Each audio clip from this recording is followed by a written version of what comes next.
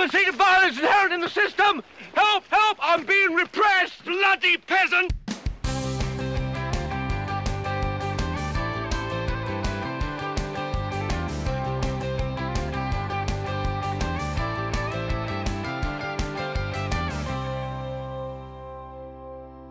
Hi everyone, I'm Luke Hector and you're watching The Broken Meeple. This is a YouTube channel about board games where I give reviews, top 10s and my honest opinions, regardless of the consequences. Get on with it. So on today's episode I've got a doozy of a game. One of the biggest, most time-intensive games I've had to invest myself into in past recent months. But this is just recently fulfilling off Kickstarter now, and it is Hegemony. Lead your class to victory, and I know that's the pronunciation because I've heard a voicemail from the designer say so.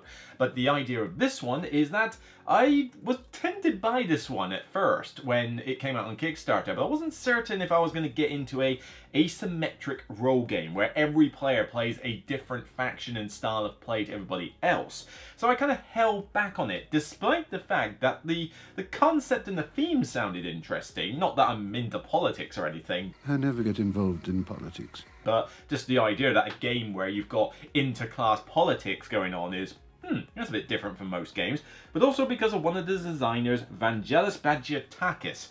This is a bloke who I know also who has done some work on Pursuit of Happiness, one of my favourite Euro games of all time, and so I was like, ooh, okay, something new from him, I want to check it out.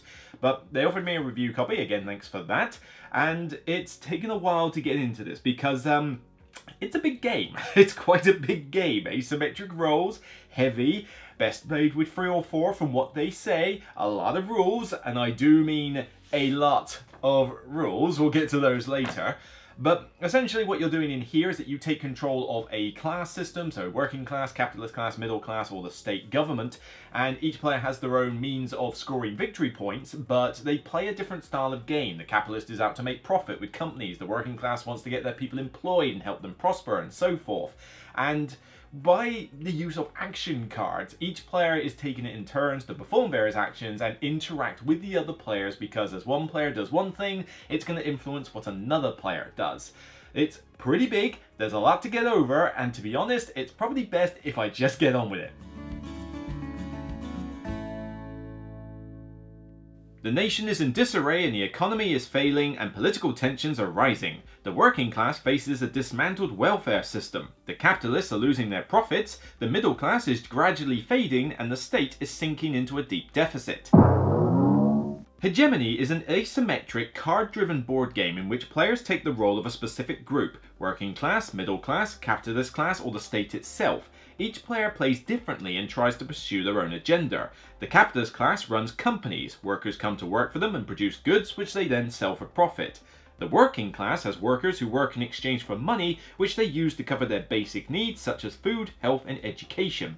The middle class also has workers and smaller companies and acts as a bit of a hybrid of the capitalist and working class, selling and consuming in order to cover their workers' needs and increase their prosperity. And finally, the state is trying to increase its legitimacy, working hard to keep all the classes satisfied and in balance. Will you help the state try to keep it all together, or will you try to enforce your agenda no matter the cost to the country? Of course, at the end of the day, the one with the most victory points. Of course! The main thing that you need to understand is that this is an asymmetrical role game, so every class is playing differently from everyone else. You have your unique stuff that you use, you play differently, you have your unique cards, you have your own mechanics in some respects. There's overlap for sure, more on that later, but much like games like Root and Merchant's Cove and Crescent Moon and Vasta Crystal Caverns, these games usually also had you playing your own faction. Now, you need to gauge whether you are comfortable with that sort of play before digging further into this game, because if those games were hard for you to get to the table because of their unique roles, then this might not be the game for you. But if that was one of your big pulls towards those games, I mean, Root has certainly got its fans, I'm indifferent on it, but it's certainly got a fan base, then if that was comfortable for you, then this is possibly going to be up your street as well. Of course, taking on a much more serious theme than something like Root did. So let's get one thing straight already. This is a heavy game, okay? This is a 35+ page rulebook. It's got a lot of information in here. You are playing 4 unique classes, okay? And your classes also have a little reference guide, yes, but you can also have the big reference guide with a sheet devoted to entirely your class. There is a lot of stuff going on in this game. You need to be aware of this. And also the fact that it's asymmetrical, meaning that your roles are different. So just because you know exactly how your class works does not mean you know exactly how the capitalist class works, for example. But as much as I have to give that caveat so that you know what kind of game you're getting into, I gotta give props where it's due. This game does a fantastic job of making it as accessible as possible for the heavy gamer. Now, when I say accessible, I do not mean that a mid-weight gamer or a light gamer is gonna have any chance in picking this up. It's not gonna happen, alright? This is a gamer's game through and through. But a lot of heavy games can make it a chore to get into. And I've had to invest a lot of time to learn these rules. I've got to learn 4 factions worth of rules, a 35-page odd rulebook, how the intricacies and how they work and how the capitalist exportation is different from the middle class exportation.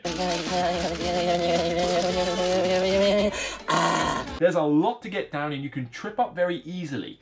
But man, this game does a brilliant job in making that process as smooth as it can. It's a curve, it's a learning curve, but it's a curve that you can traverse. It's not like a sheer cliff. It's just, right, I've got the equipment, I've got the climbing gear, I can get up this mountain. It's not like the mountain is sheer and all you have is a couple of little suction cups and that's your only means of getting up the mountain. This is definitely more accessible, partially because the rulebook, as much as it is a lot of text and not a huge amount of pictorial representation, which is kind of something I would have liked to have seen more, it is a well-written rulebook. The rules are not ambiguous and they're sectioned out in very good ways. You start off with all the components, then you've got the player boards and the setup, and it's a clear setup diagram, step by step. Then you've got the main rules to the game, you've got individual player setups, and then the individual sections for those players. It's a very good rulebook, but then on top of that, you have got these brilliant player aids for each player. And it may look like a lot, but basically this is just regurgitating what's in the main rulebook for that player. So if you want to know properly all the rules that are associated with your class in all the phases of the game, then this rule aid will tell you everything you need to know. But then if you just want the shorthand version, you've got little aids as well. You've got one for the main game sequence and all the taxation bits and bobs, but if I'm playing middle class, I can just look at this and go, oh, I see, that's how you build, that's how you sell, oh yeah, I remember now. And these are brilliant. It may take up a bit of table space, but honestly, they could have, if this didn't have those aids, oh my god, this would be a bit of a chore to learn. The fact that they put in the effort to really come up with some good, high quality reference aids that do what a reference aid should do for a game like this, it's brilliant. Add to that the graphic design as well. The graphic design is crystal clear, minus a couple of nitpicks, and I do mean nitpicks. You have to track your wages on company cards with translucent cubes, and it can be a little bit hard to see what wage level each company is. A little nitpick. And I would have also liked to have seen on the export cards some indication by colour that a deal that it gives you is a good or bad one, because the prices fluctuate. Little nitpicks like that, but otherwise, I mean, the board itself is already a really cool, stark board. It's this really good mix of black and colour. I always mention that white with colour is a good mix, but there's something about black with bright colours. Everything is popping on here. I can clearly see policy table, blue companies, yellow companies, grey companies, state, events, you know, public services, immigration side. Everything's crystal clear. Even your player boards, you know, they've got individual layers, they've got individual sections, and you can tell that these two are fundamentally different from the capitalist one, which is even more fundamentally different from the state one. But nothing is like, you never look at this board and go, I don't quite understand what that symbol means, or I can't quite tell what this means, or I can't see where the companies are. It's all crystal crisp clear. And yeah, okay, it's not filled with glorious artwork everywhere. You know, it's not got pictures and photos of everything, although the cards have got some really good art, some good photography artwork on them. But it just looks cool. And you've got this fully set up, as you'll see from the pictures. The color just pops out of there. And this is a theme that's not exactly lending itself to being aesthetically pleasing, but it does such a good job. And all of these things come together to make it a much more accessible, heavy title. You've got screen printed meeples for the working class and the middle class. Good wooden screen printed multiple colours. They don't come with a Plano box, I've used that for speedy setup, but you've got pretty decent quality cardboard tokens for the resources that are clear as day to distinguish and see the numbers. Translucent cubes to track things. You've got more cubes, you've got colour cubes. Yes, I know cubes aren't amazing, but they are nice, distinguishable colours and also bright, you know, they're good quality. You've got screen printed markers. In fact, really, I mean, even the cards are cool. You know, there's some decent photography artwork on these, but they're good linen finish quality. I've sleeved mine because I don't trust gamers with my games half the time, so I'm like, okay, I'm going to sleeve it. But honestly, you could get away without sleeving this game and you do pretty well. Even the player boards, they are dual layered. They've got little slots and everything's in there, and everything's just clear and crisp. Man, they went to town on the production quality here. And the rulebooks and the player rates, again, lend to that. Really, the only component I'm not the biggest fan of is the money. The money is cardboard tokens and little cardboard little circles. That's probably my weak link for the money, but honestly, that is why, well, I'm not going to get it for the purposes of this video, but you've seen me use the iron clays and various other means of money on my pictures and stuff. I use iron clays to replace the money, and most people who have it will as well, but like I say, the money's not terrible, it's not paper money, but compared to the rest of the components here, it's probably the weak link. But honestly, if that's your weakest link with everything else that this game has, all the cards and tokens and meeples and bags and everything, that's a small problem, really. Thematically, this game is just on point. Mwah. Apart from a couple of really minor abstracted principles that you have to do in order to make the game work, this game is really doing a justice to this theme. The interaction is where it comes through mainly, because it's not just simply saying, oh yeah, the capitalists want to make profit. Okay, fine. The state wants to keep everything in balance. Okay, fine. The policies make sense with where they want to be for the various classes. You know, the capitalists want low wages, they want low tax, they want health and education to be expensive so that people will buy from them. Flip side to the working class wants high wages because they want to get paid more. They want high tax because they want the rich people to pay their fair share.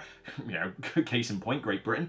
But they also like the fact that the state could fund free healthcare. I mean, we have the NHS in the UK for while it's working, and education. If education was free, that'd be fantastic as well. So it makes sense what policies each class was. But here's the real meat of the theme, the interaction with the players. If you're into the sort of thing that, oh yeah, Euro's always multiplayer solitaire and it doesn't matter what they're doing, play this and tell me that. Well, this game is one of the most interactive Euros I've seen, and it's not necessarily negative interaction. Yeah, there's occasional times where you might weaken another player by strengthening your own. That's just kind of part and parcel for the course. But there's also positive interaction. A player produces a bunch of goods. Well, now you can go and buy them off them. Granted, it's giving them money, but then you're getting the goods you need in order to do your thing. But just the way that these classes interact in the game, you are constantly interested in what everyone else is doing. Nobody is just sitting on the back line just going, well, I'm just going to do my thing here and oh, you're doing that, whatever, you know, it's not important. No, if the capitalist is sticking a bunch of workers that I could stick into my middle class companies, I want to know. If the state is about to go bankrupt, I need to know because it's going to cause a reset of policies. The working class wants companies to open. Well, the working class can't open them, they need to get them to do it. Well, you know, why haven't you built any companies? Right, I'm going on strike and doing demonstrations in order to force your hand to do it. The gameplay itself is really solid. You're going to be here for the long run, more on that later, but I love this card system. It's not quite multi-use, but it does force some pretty difficult decisions. You have a decent selection of cards, again, all unique with all the other players, but you have 7 in a round, and you're only going to use 5 of them in the round. You hold on to the other 2 for later, but you either play it face up so that you can do the special action, or you discard it in order to do a basic action. And the basic actions are still useful, you can't underestimate them, but it forces you to look at the options that you have and think, well, that would be cool, but then maybe I should do it later, maybe now, maybe that's the right time. But then you might think, well, I need to do a basic action. Oh great, which card do I get rid of then? I mean, am I going to do that? Am I going to do that? And it's tense choices just with this card system. let alone anything else you're doing. You know, do you need to open up another company? Is it worth getting the workers? As the working class suddenly got a bunch more workers out, all right, well, can I get them before the middle class nicks them? The state constantly looking at the other free players to kind of think, well, capitalist is kind of running away with the game here. I need to start helping these other two. Okay, here's some state benefits for you two, all right? Okay, that'll bring it back in. That's all good. And everybody else just doing similar things. This game is meaty through and through, but it feels smooth. Once you've got the rules down, and that is going to be your biggest hurdle, the rules front. It's a lot of investment, but you are certainly going to get your money's worth in terms of the meat involved. All your decisions are important. Scores are tight. I've had multiple multiplayer games and a bunch of solo games, and in all the multiplayer games specifically, the scores have been super tight, like barely a few points in between first and last place for the most part. And even if there is a bit of a gap, there's still like a 1-2 point difference maybe between first and second place. Man, this game feels very balanced, you know, from the plays that I've had. Solo varies a bit more, we'll get on that later, but yeah, it feels smoother than it should be. You listen to all these rules, you see all these aids, you see this big box with this theme on it, and you think that the game should be a massive clunky grind fest. It really isn't. Once you know what you're doing, this game does go at a nice smooth clip, even if it does go on a little bit long. Well, what do I mean by long? Well, yeah, this game is quite a long affair. You are looking at a minimum 3 hours with a 3+ player game. You could get it done in less time with 2, and certainly solo, but even then, your first few learning games are gonna be a bit of a slog. You're gonna need the time. You cannot think that this is gonna be something you're just gonna get out quick. Firstly, the setup is long. There's a lot in here. I mean, I showed you the setup diagram. Where is it? There we go, setup. All of that is setup. There's quite a few steps to follow, and that's just the main board. That's not even individual players who have to do their own setup. Then the game itself, 5 rounds doesn't sound like a lot. A lot of stuff happens in those 5 rounds. You've got 5 action cards, you've got all the production, you've got the taxes, you've got the wages, you've got covering your needs, then you've got the elections, which multiple policies might need to be voted on, and then you've got preparing for the next round. There's a lot of stuff happening in each round. This game is gonna take some time, and that is a little bit of a downer. I do wish that the game was a little bit shorter, but linking back to before, there's a lot of good decisions and you are invested in everything that's going on, that even though it will feel long, it doesn't feel like you've wasted your time. You might check your watch now and again thinking, oh, you know, we have been here for a while, but at no point am I sitting down for this length of time and going, I'm bored, or I wish this was over. And for a game this long to be able to do that, that is saying something. But you gotta put in the effort. It's gonna be a long one to play, it's gonna be a long one to set up, and it's gonna take you multiple iterations of reading these rules to get used to the game. 40 seconds? But I want to know! There is also a little bit of a luck factor with some of the stuff in this game, and it is a long game, so you need to be prepared for that. Mainly though, it comes from a couple of things. The drawing of certain cards, like the immigration deck, or even just your own action cards, can have a bit of an influence on what you're doing. You might want certain companies to appear out of your deck, and they don't appear. You might think, well, I know there's certain cards that would really help me out of my deck once you're more familiar with the game, and you don't draw them until the end when you would rather have them early. Those sort of things are going to happen, but you usually have good options during the round, even if it's not the main thing you were hoping for. The main aspect of luck, though, which is going to be something you're going to have to consider, is the voting bag. The idea with these policies is that you basically have different numbers of cubes in here based on what players have done, and then you draw 5 of them, and then these cubes are basically put on the board in order of sort of like yay and no, and then you can do a closed fist bidding with influence cubes to affect the vote. But what you're drawing out of the bag is entirely random, and these could be critical changes to policies that you're after, and you might just not draw the cubes that are yours, even though you might have twice as many cubes as other players and you just might draw theirs. Well, I didn't vote for you. You're going to have to accept that that is a factor. Now, it is mitigated to an extent, because let's say on this scenario, you know, the blues and yellows clearly win this vote. Well, theirs go out of the bag permanently, and this one goes back into the bag. So it mitigates future elections in your favor if you have lost. but you might have really wanted a particular policy to go forward and you might not desperately need it for later. These things will happen, it's an aspect of the game and you need to be comfortable with that. Well, of course it's not fair. And a damn good thing too. Now, yes, players I've played with have mentioned this, but it's never bothered them to the extent where it's destroyed the experience for them. But you have to accept that this is not entirely skill-based. I mean, the better players will generally win, I can guarantee you that. But occasionally, the cards, maybe the voting bag and little aspects like that, are going to hose you at times. Give the like of Baldric the vote, and we'll be back to cavorting druids, death by stoning, and dung for dinner. With asymmetrical games comes an element of practicality issues. This is not a game you're going to get to the table on a regular basis for the most part, because of the long setup and because it's pretty much mandatory to get people to read the rules ahead of time before you start playing. You try and teach this to randoms from scratch like I tried to do once, you're going to be there for a while, you're not going to have a voice afterwards. People need to do their research. Go watch Paul Grogan's tutorial and playthrough that we did live, to learn the game, because trust me, you're going to need it. You want players to prep in advance, and trust me, the game goes a lot smoother if you do. But it's still not a game that you're going to get to the table that regularly because of it. So you might think, well, I bought this huge game and it's just sitting on the shelf.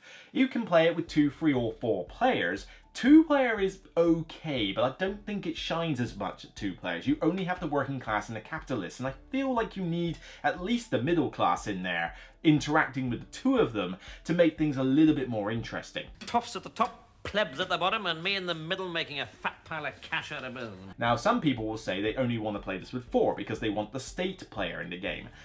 The state player is fun, but best either given to the teacher, who can concentrate on helping everyone out, or the relatively new player who doesn't want a ton of actions to have to contend with, because the state does have a little bit less to do than other players, which is a slight bit of a downer. A middle class has got all this stuff to juggle around, and the state in comparison doesn't have a huge amount. But maybe the player just wants to do that. Maybe the player's just happy to sort of oversee the game and maintain order. And to be honest, me, as a teacher, can have a good amount of fun as the state player, because I have familiarity with the game and I understand who I should be helping at what times, but because they don't have as much to do, I can teach the game better. But that being said, 3 players, I didn't notice a massive deal about not having the state player in the game. You lose a couple of things like state benefits and events, but losing that didn't really detract from the enjoyment. 3 players and 4 players still works great. Now I want to mention the solo mode, because the solo mode is not in the base set of this game. This is the extended edition, which includes an expansion called Crisis and Control. It will be available separately on retail, but it does mean spending out more money for it.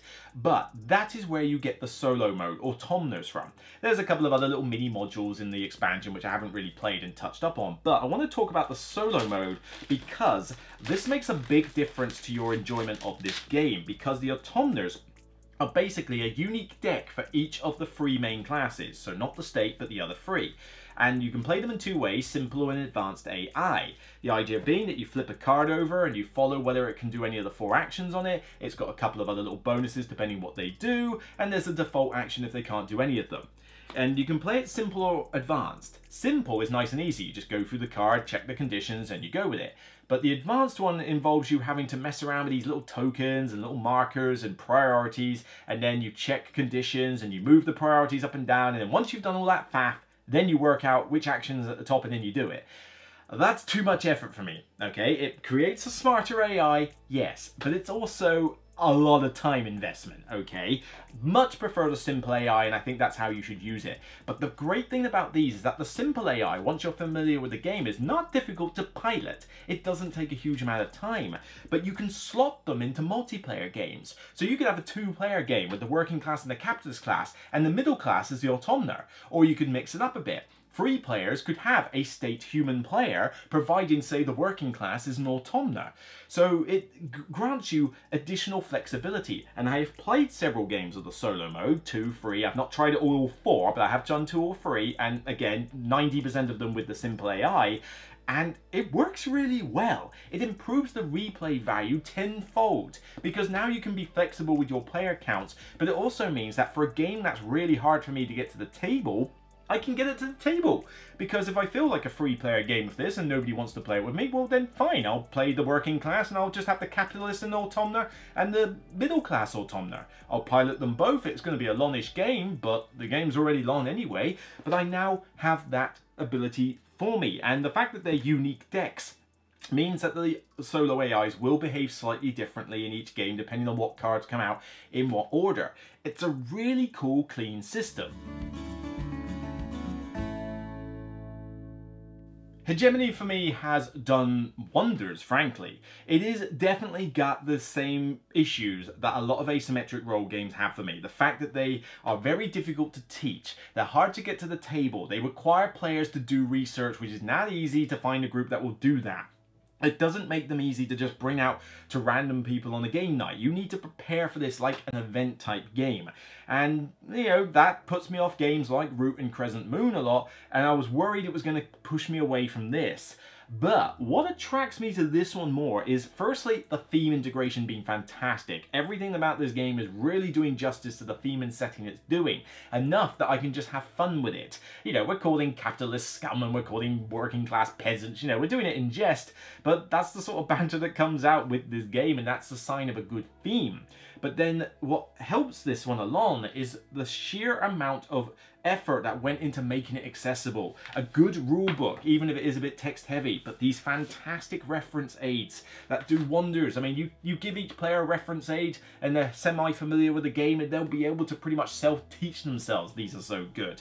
The clean graphic design, the focus more on making it clear, crisp and easy to see what's going on rather than make it too busy, again, does wonders for this game. I didn't get anywhere near as much enjoyment from games like Root or Vast when playing those asymmetric role games. I've not played Merchant's Cove or Crescent Moon yet, but those ones I thought were fine, but I didn't feel like I was doing a ton of interaction with other players. You know, occasionally we're bumping into each other, but here you're constantly interacting with the other players, and there's a lot of overlap with the factions. You know, some of the classes have got rules that overlap with others, which means that you're a little bit more similar than you feel, but yet you are still different. You've got components that are really cool. I mean, yes, you are going to want to sort of prep some like quick setup means, but the stuff that comes in this box is good quality. You are definitely getting your money's worth in terms of information and components and just the amount of gameplay that you're going to get from here and the unique different cards that you have for the factions. Games are going to play out very differently each time. There's a lot of really cool stuff here, if only it was just a little bit easier from a practical perspective.